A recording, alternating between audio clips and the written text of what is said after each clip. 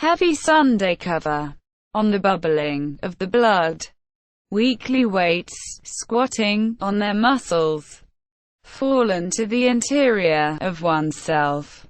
Then, again, oneself, you are found once again. The bells ring for no reason, and we also ring bells for no reason, and we too will rejoice at the noise of the chains, which we will ring in us with the bells. What is this language that maddens us? We must jump in the light.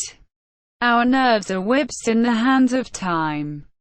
And out comes, with a single, colorless wing, screwing itself on, and compressing, crashing into us, like crumpled paper, of the unwrapped gift from another age, to the glistenings of the fishes, of bitterness. The bells ring for no reason, and we too. The eyes of the fruits look at us attentively, and all our actions are controlled. There is nothing hidden. The water of the river has fully washed its banks.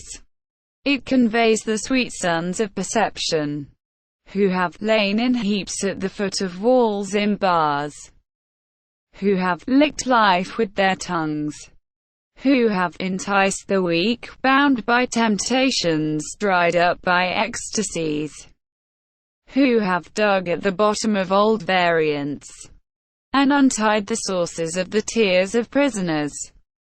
The sources served in daily newspapers, these are suffocations, visions taken with dry hands. The clear product of day, or the cloudy appearance, which gives the worrying richness of the smile, screwed on, like a flower, in the morning boutonniere. For those who ask for rest or voluptuousness, the touches of electric vibrations, the bursts, the adventures, the fire, the certainty, or the slavery, the viewings, which have crept along the discreet worn torments, the cobblestones of the cities, expiating much that is mean, in the almonces, and, following tightly around the ribbons of water, they flow towards the seas, carrying on their passage the human refuse, and the human mirages. The water of the river has washed its banks so well that even the light slides on the smooth wave, and falls to the bottom with the heavy shine of the stones. The bells ring for no reason, and we do too. The concerns that we carry with us, those are the interior garments that we put on every morning, which the night undoes with dreamy hands, adorned with useless, metallic rebuses, purified in the bath of circular landscapes, in the cities prepared for the carnage of sacrifice, near the seas to the sweeping of perspectives, on the mountains to the disquietings, the severities in the villages, with painful nonchalances, the heavy hand on the head. The bells ring for no reason, and we too. We leave with the departures, arrive with the arrivals, leave with the arrivals, arrive when the others leave.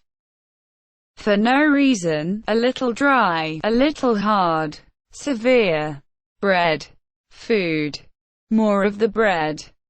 It comes with a song, delicious and savory on the excursions of the voice.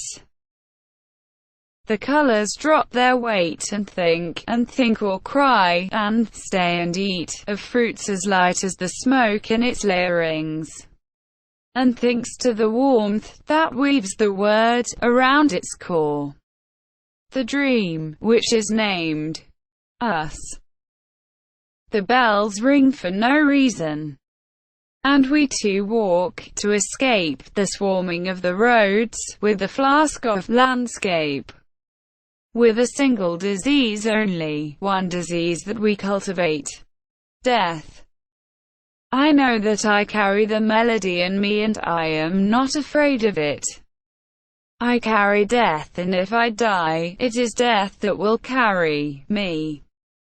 Me, in his arms, imperceptible, thin, and light like the smell of lean grass, fine and light, like a departure without cause, without bitterness, without debts, without regret, without the bells ringing, without reason. And we too. Why look for the end of the chain that connects us to the chain? Ring bells for no reason. And we too. We will ring in for ourselves, broken cups, and silver coins mixed with counterfeit.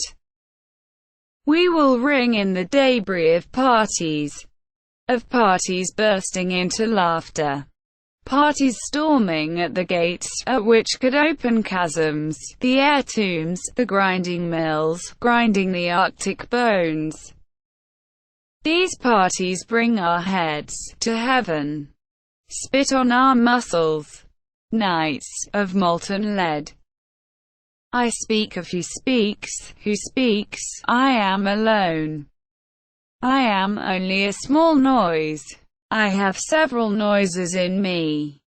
A noise of ice, crumpled at the crossroads, thrown on the wet sidewalk at the feet of men in a hurry running with their dead around, all the dead who stretch out their arms. On the ordeal alone, they are alive in the sun. The dark breath of the night thickens, and along the veins sing the marine flutes, transposed on the octaves of the layers of various existences. Lives are repeated endlessly, until atomic thinness. On high, so high, that we cannot see with these lives alongside, we do not see the ultraviolet of so many parallel paths, those that we could have taken, or those by which we could have not come into the world, or have already departed, left a long time ago. So long that we would have forgotten both the era and the earth that would have sucked our flesh. Salts and liquid metals, limpid, at the bottom of the wells. I think of the warmth that weaves the word around its core, the dream which is named us.